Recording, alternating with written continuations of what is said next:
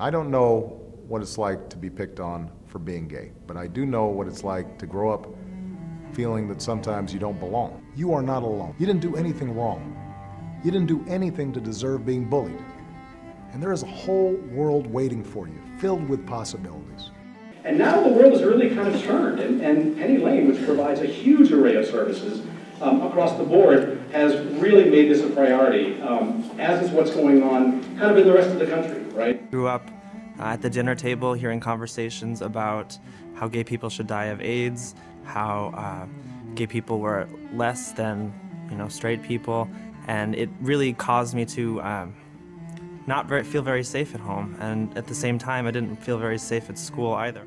We have youth that are struggling very hard with how to accept who they are, and one of the biggest struggles that they have is their fear that they will be judged by their God, their creator, their heavenly being of whatever sort that is for them, and that they will be condemned to some kind of eternal punishment for this. Talk about child abuse. That's child abuse 101 right there.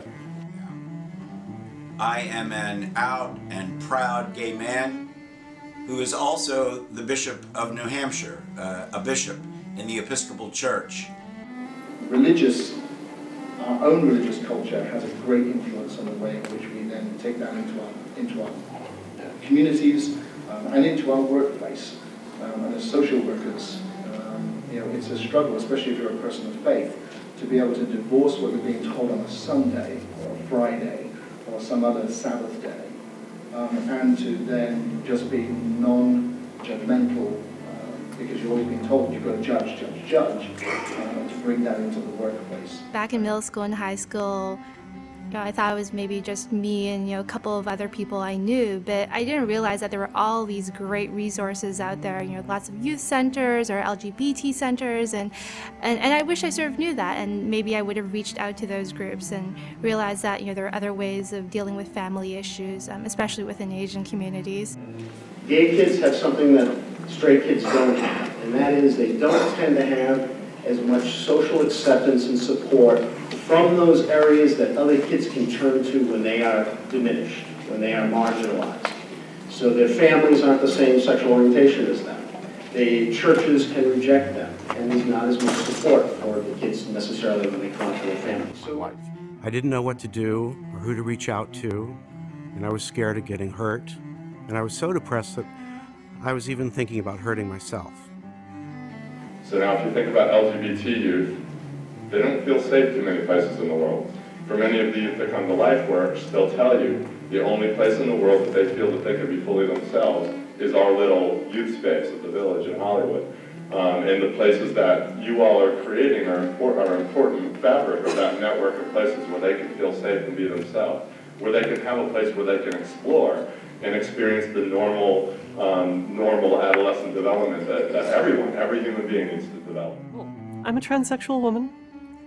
I grew up in rural Canada in really conservative surroundings, rather conservative family. Went to a pretty conservative school, and when I was growing up, it was all about conforming, fitting in, and doing what was expected of me. I grew up in a lesbian and gay household. I have a lesbian mom, I have a gay dad. They came out when I was 3 years old. My dad is HIV positive and has been since about 1986. You're sitting in your house, it's a small town, you feel this magnetism, like you're never gonna get out, you're never gonna go anywhere. And it really draws you in. And you feel like there's no hope, that there's no one who will ever understand you.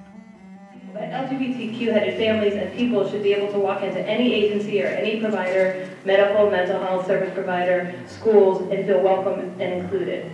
And it sounds like an easy thing, but that is going to demand a really radical shift in our assumptions about what a family is and what a family looks like.